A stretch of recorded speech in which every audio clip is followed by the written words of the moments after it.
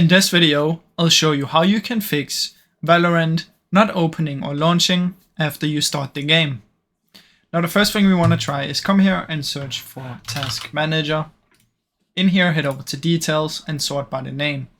After that, you want to press V and look for any Valorant that you have open. Vanguard doesn't matter, but if you have Valorant open, you want to end the task. Then you want to press R and look for Riot Client. Now if you have Riot Client, you also want to end that. And once you make sure that there's no Riot stuff and no Valorant, you can just close this one down. After that, you want to search for services. Press anywhere and press V. Find VGC. Make sure it's on automatic and make sure it says running. If it says stopped, just press start, apply, and OK. After that, you want to search for system configuration. Go to services, hide all Microsoft.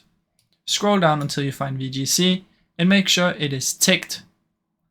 After that, what you want to do is find your Valorant. You can search for it down here and go to file location, or you can simply just find it on your desktop. Right click, properties, compatibility, and make sure you activate these two. Now after that, I suggest you come here and just quickly open up Device Manager, display adapters, right click and update your driver. And after all of this, you should restart your PC, and now it should hopefully work. Now I really hope this video helped you. If it did, please leave a like and subscribe, as it helps me out a ton. Thank you so much for watching.